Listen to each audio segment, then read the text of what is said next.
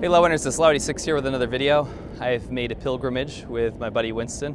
We've been riding hundreds of miles from LA to come to this monument, which represents the thousands of lives lost in June 4th, 1989, the Tiananmen Square massacre. And the thing that's so inspirational about this is that when the CCP ordered the PLA to go and mow down protesters in Tiananmen Square who just wanted to fight for freedom, for liberty, all of these principles that most Westerners hold dear to their heart, Chinese people found some inspiration to come out here in the middle of the desert, put a tank down, put an effigy of Tank Man there, standing there with his briefcase, brought in some military equipment, and made this absolutely staggering Soviet-style wall to commemorate 6/4 or June 4th. And they come and leave flowers and, you know, have their little gatherings and stuff, have their barbecues, and just revel in the fact that they managed to either leave the oppression of communist China or still have feelings for the people that suffer under the communist dictatorship, whether they know it or not. And some interesting things that happened when we came in here, it said no communists allowed. We're in the middle of nowhere, there's Chinese signs and stuff. It was very interesting. The reason I wanted to bring this up was that amongst all this coronavirus talk, all of this, back and forth that people have, this idea that the Chinese government has dealt with it properly. All of this stuff seems to be being forgotten and lost. And unfortunately, when there's some sort of disaster or pandemic or really bad situation, people tend to look at what's affecting them directly at that point. So when it was only in China, when the coronavirus was massacring people in China and the Chinese government was hiding the numbers, arresting the people that were talking about it, the whistleblowers, the doctors, the people online that were scared and wanted to spread information and help other people to prevent the spread of the coronavirus. When all of this stuff was happening, the rest of the world actually was paying attention and it was big news.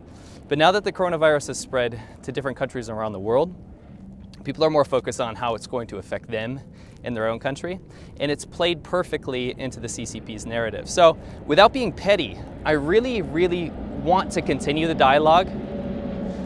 When people talk about the coronavirus, they don't make money on ads or anything like this, but it's become a moral prerogative of mine to make sure that people don't forget why this actually happened, why it got so bad, and the absolute oppression that caused this to spread to your country, to affect people in your country, maybe even yourself potentially. It's getting out of control, but we always need to remember why it actually happened. Now, I'm gonna make a really terrible, horrific prediction. But because of the soft power, the way that this is being spread by the Chinese government, I think that when this is all said and done, the bodies are all tallied up, the rest of the world has had to suffer along with China, innocent people, because of this virus and its mismanagement. At the end of the day, when this is all said and done, the Communist Party of China will claim victory over this. It will be kind of like Tiananmen Square, in that in the rest of the world, we know what happened. We know that people died. We know that people were murdered brutally with tanks and artillery by a communist dictatorship. But in China, they've managed to massage the story into a positive of how they kind of dealt with and cracked down on crazy students that had really unrealistic ideas that could have potentially led China into a Taiwan-esque democracy. They've massaged the story to the point where young people in China now believe that killing those students was the right thing to do. And we all know how evil and sick and disgusting and horrific that is, but the same thing is going to happen. And let me tell you, this coronavirus situation is kind of like another Tiananmen Square massacre. Yes, you do not have the tanks, you do not have the guns, but you're welding people in their homes, you're killing doctors, you're allowing people to absorb lies to make sure that the Communist Party of China stays in power. And when this all blows over, and this is my prediction, the Communist Party of China will come out stronger. The people in China will think that China dealt with this better than anywhere in the entire world, and the world is to thank China and the CCP for how they dealt and contained this virus. And we know that's bullshit, but the narrative will change. I think when you look in history books, you'll maybe see a mention of a whistleblower here and there, but it will get whitewashed. And people like to look at these events as like a cataclysm or instigation of some maybe societal change or political change in China, but that's not how it works.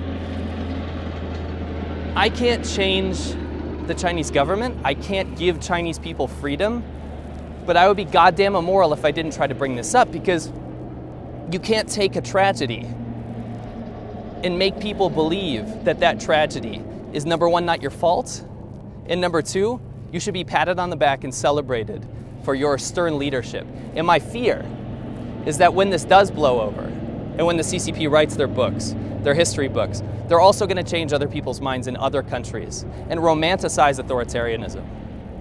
People in other countries, maybe younger people that didn't pay attention to the whole timeline of this coronavirus thing, they won't have an informed opinion because all they can do is read the distilled history that the CCP has kind of allowed you to feel or know.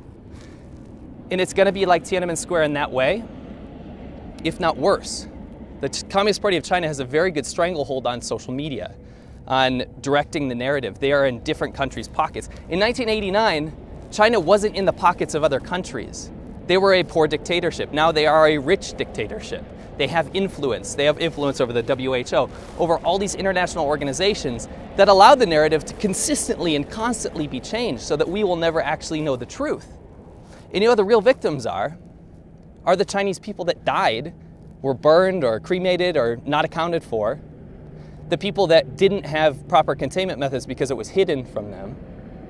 And then you have people, Chinese people who built this monument, that remember these times. They went to Western countries, they went to other places because they valued liberty and they had to leave. Maybe a lot of their friends died, maybe their professors and students, the people that organized this movement, maybe they died. But they put their time and money into remembering this. They were the courageous people that actually made this happen so that people wouldn't forget. So that when you drive to Las Vegas down this highway, you see that on the side of the road, and you might be curious enough to pull over and see what the hell is going on. The coronavirus won't have a monument.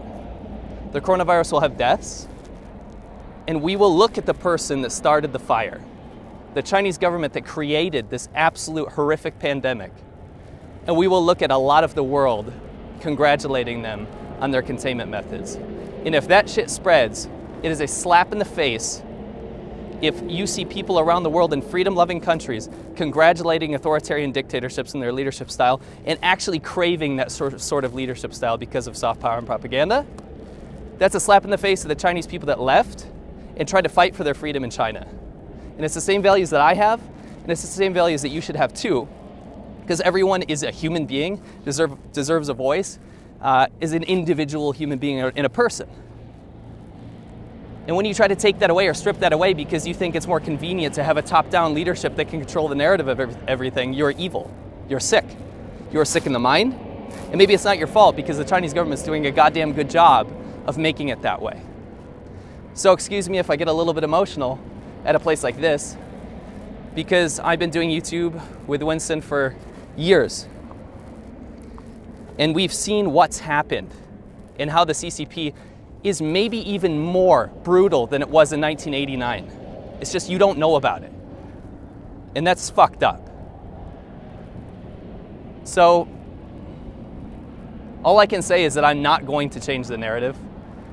But me as an individual and helping to represent the Chinese people that laid down their lives to try to start a movement, to inspire maybe other places that were also under oppression and dictatorship, they did not die in vain. And I hope that history does not repeat this same disgusting and horrific course.